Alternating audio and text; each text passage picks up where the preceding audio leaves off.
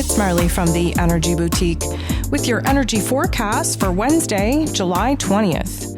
So today we do have the moon in Aries moving out of that fiery energy into the low and slow physical energy of Taurus. So we do have the moon going void, of course, 10:20 a.m. Eastern Standard Time. Things get a little bit shaky, unstable, uncertain, a little bit nervous, on edge, if you will. And then we lock into that very grounded, very present, very here in the now energy of Taurus at 2:24 p.m. again Eastern Standard Time. Now keep in mind that today we are having our last quarter moon taking place at 27 degrees in Aries energy, and this always provides us with a little bit of an intensity, a little bit of an urgency, a little bit of just overwhelming thoughts and feelings that many of us are not going to know what to do with. We are very much experiencing the ants in pants syndrome. We are definitely wanting to stay fired up and push forward for all the right reasons. However, we are bumping into a lot of blocks. We are having to slow our roll. We are having to really exercise patience, if you will, and many of us were definitely not born with that virtue. So there are 9 different aspects here today, and 6 of them involve the moon. Before we get into moon action, we have Mars, ruler over the moon in Aries, currently in Taurus energy, semi-squaring Neptune. So a semi-square does suggest that we're having a little bit of a tension point, a little bit of a conflict. And the conflict arises because, of course, Mars, being the god of war, ruling over our physical energy, our drive, our passion, our desires, even our anger, is low and slow in this Taurus energy, not going as fast as we would like. We are not afraid to roll up our sleeves and get our hands dirty to bring to life, create, give birth to new elements in our lives. That's going to be a little bit more supportive, more stable in our day-to-day lives, where our value, our self-worth is concerned, where our relationships are concerned, where our money matters are concerned. However, this Neptune energy, retrograde, of course, in its place of power in Pisces, is very intuitive, very in touch with the dream, very in touch with the vision, with our higher self. Problem is that in a retrograde, we can't float off in la la land and be as imaginative as one would like. We are not tapping into our creativity in the way that we would like, and we are not as strong in our intuition as we would like. The issue that we're having here is that Mars wants to go ahead and take action on making some of these dreams and visions come true. However, there's a little bit more of a cleanup to do. There's healing to do. There's dealing with the past and the present before dealing with the future is concerned. And with Neptune being retrograde, we're dealing with things as they are instead of the way that we wish that they would be. So there's a little bit of friction here because Mars is stunted. He's not able to pursue new passions, new desires, this dream, this vision. He's not able to channel the information coming in from the higher realms from our intuition correctly. And therefore, we're a little bit irritable, highly frustrated, even borderline angry. That passion can turn to anger very quick. And because we're in this Taurus energy, we're low and slow. Keep in mind, we're in the final days of Cancer season, which means that we are hypersensitive. We are focused on what needs to be built as far as foundations and boundaries go in our home environment, in our emotional realm, to prevent ourselves from giving more to other people than we are reserving to ourselves. So there's a lot of touchy energies here. And Mars, of course, being the god of war, ready to drop gloves and go at it anytime that is necessary. And in Cancer season, we are highly defensive and overly protective anyways. And with this Neptune energy, we're just not thinking and feeling as clear as we would like. So the moon in Aries energy is going to be sextiling, making a beautiful aspect with Saturn. Saturn, of course, is retrograde in Aquarian energy. Saturn, the Lord of Karma, ruling over structures, foundations, roles, and responsibilities, is definitely doing a reflection of the past 12 months and where it is that maybe we've sacrificed our own wants, needs, and desires for the greater, grander good of the collective. Of course, we are starting to reevaluate, reconsider what it is that we have to do for ourselves, because sacrificing our wants, needs, and desires for the last little bit has done nothing but build a lot of anger and resentment. So this moon in Aries is helping us to, rise to the occasion. We want to make a change. We want new situations to unfold. We want a new focus. We want a new chapter. We want a new beginning. We want new roles and responsibilities. We want a new timeline. We want a lot of new. But the Saturn energy doesn't let us go as fast as the moon in Aries would like us to. The Saturn energy wants us to reflect over life lessons, reflect over our actions, understand that our actions do have consequences, which of course the moon in Aries has no consideration for whatsoever. Aries energy would prefer to act now and think about the consequences later. And of course, Saturn isn't going to let us do that. What we do know to be true is that a sextile is a positive aspect, which means that we are rising to the occasion of recognizing where it is we have to be a little bit more mature, use our wisdom, use past life lessons to our advantage, and just understand where it is that, we're done with certain elements of the past, certain topics and themes and roles and responsibilities, and we are boldly and bravely rising to the occasion to see where it is that we can start fresh using this maturity, using this wisdom and this knowledge. The moon is going to bump into Neptune in not the nicest way. And again, we have an issue here because we're not thinking as clearly as we would like. We're not feeling as clearly as we would like. The moon in Aries, again, fired up in all the right ways, just wants to jump in and initiate something new. Well, this Neptune energy being retrograde in its place of power in Pisces wants us to reflect back on what it is that we have to kind of heal and close the door on before we go jumping into something new. So the way that these two planets are kind of interacting would suggest that there is a situation happening outside of our control in our exterior realm, which is really going to throw a wrench into our thoughts, into our feelings, and even more than that, really push us to the edge of losing our shit. Now, here's the thing. The moon in Aries, always fired up, always ready to go, can throw a tantrum, can act on impulse, and then recover very quickly. This Neptune energy, when we get overwhelmed, when we get overstimulated, we tend to disassociate and shut down. And that is a direct conflict because the Aries energy wants us to stay in this present moment, to deal in this present moment, while this Neptune energy just wants to kind of bury our head in the sand and hope that things go away on its own. Because this is an outside influence, an activator, a trigger happening in our external realms, we are going to have a choice point on whether we're going to rise to the occasion, deal with the here and now, or whether we are going to curl up into a ball and bury our head in the sand and try to numb, try to avoid, try to escape certain circumstances that will eventually have to be addressed. So we have Mercury making a beautiful aspect with the true node. This is really going to help us have an aha moment. It is going to help us see in a very small window of clarity where the next step for us could and should be. This is also a prime opportunity to give ourselves an opportunity to speak, to give ourselves a voice. Now, as you know, Mercury just moved into Leo energy yesterday, so we are kind of adapting here. This is the first aspect that Mercury in Leo is actually having. If you haven't listened to the astro forecast for that particular astro event, I'm going to recommend that you go do that, because the moon being in Aries, a fire energy, is now supporting our mental plane in a fire energy. This is our heart and our head trying to get on the same page.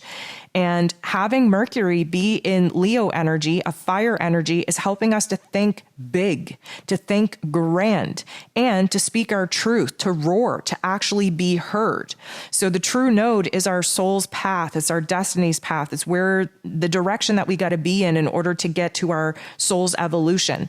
This is suggesting that we are given a prime opportunity to either A, have an aha moment and see where the next move is, or B, have an opportunity to speak up, speak our truth, to be heard, to be seen. And of course, that is leading us on a direction all in itself, because we now have the confidence, the boldness, the bravery to put ourselves out there in ways that we maybe have hesitated in days gone by. So we have the moon squaring Pluto. We have the moon squaring the sun. What we know to be true, that first of all, the moon in Aries is nearing the final degrees of Aries energy. So this is a crisis point. This is an intensity. This is the urgency. This is the ants in the pants. This is the restlessness. We have the moon first squaring Pluto. It's a conflict. It is a tension point with the god of the underworld, who is trying to show us where it is that we feel powerless, that we feel out of control, that we have given our power away, and the attempt in us to take that power back. Now, here's the thing. It's a beautiful setup. It's not going to feel so good. It's going to feel dark. It's going to feel a little bit murky. We're trying to unearth a couple of things in our psyche and in our emotional plane about past experiences and maybe why we felt comfortable in giving our power away, and where it is now that we have to be bold and brave enough to take that power back. But it's setting the stage for the moon squaring the sun, giving us our last quarter moon in Aries. So we have, and again, this is at 10:19 a.m. before the moon is going to go void. So this is a lot of instability. This is a lot of shakiness. This is a lot of not so nice thoughts and feelings.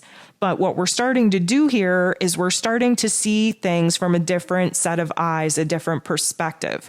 We're starting to see, especially events that have taken place since the full moon just a week ago in Capricorn. We're starting to see the recent events, starting to see how things are piecing together from a much more enlightened, much more mature, much more, I'm going to say, more wisdom type of perspective. We are seeing little bits and details of our emotions, our thoughts, our memories, of new information come to light, and we're seeing it from a much more of a, I'm going to say, wisdom perspective. We're seeing the pieces snap together. We're seeing the spiritual aspect, the spiritual lesson of it all, and we're bossing up to the next level. So what we're doing is that we are kind of reflecting back, and we're reassessing all of the things that maybe didn't make sense to us, all of the new developments that are just coming into the light, and trying to form a different opinion.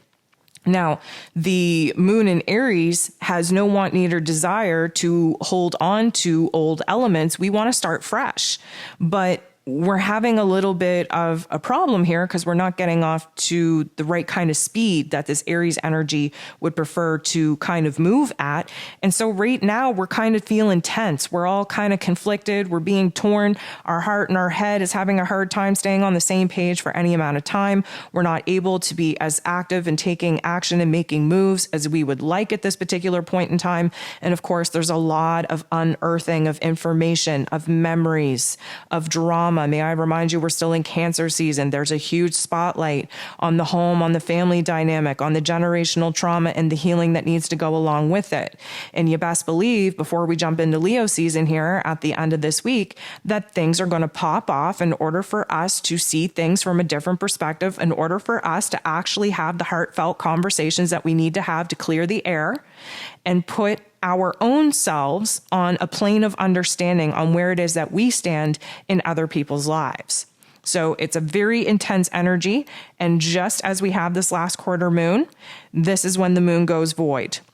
Now, like I had mentioned earlier, the moon is void from 10:20 a.m. to 2:24 p.m. So quite a chunk of time where things are wonky as hell, nervous, anxiety, unstable, just all over the place. And then when we lock into that Taurus energy at 2:24 5:44 p.m., things get low, things get slow, we get grounded out, we kind of revert, we kind of get introverted. We just want to focus on what makes us feel good, what makes us feel comfortable. We're sticking to familiar things. And we actually don't have another aspect take place until 5:44 p.m., which is between Venus semi-squaring Uranus. Now, let me just tell you about this. Venus and Uranus are going to be kind of interacting in a way that would suggest that we have to be open to unpredictable events disrupting our day. We also have to open ourselves up to understand that as much as we want intimacy and connection, we're likely going to step back and be a little bit more cold and rigid in our disposition, in our interactions. Now, this is going to add to the restlessness, to the ants in the pants that we are currently having, but it is also pressurizing us to be a little bit more, I'm going to say, open to start fresh with especially our relationships. So it's almost like we are kind of crazy, kind of chaotic, feeling all over the place. We don't know what we want. We don't know what we need. We know we want connection. We know we want, to feel like we are safe and supported and encouraged by the ones that we love. But instead of putting ourselves out there, we totally just retract. And in that retraction, it gives us a little bit of time to kind of pedal through the chaotic thoughts and feelings that we're having. And through that, we actually identify what it is that's going to make us feel safe and secure and stable and grounded. And when we have these realizations, then we recognize where we can act differently, where we can talk about some of the things that we just realized that we are lacking or that we need more of. And that puts us in a perfect position to start fresh, especially in some of the relationship dynamics that have gotten a little bit wonky. We are definitely seeing where it is that the patterns and the behaviors that we're currently involved with aren't working for us, especially the unhealthy ones, the toxic ones.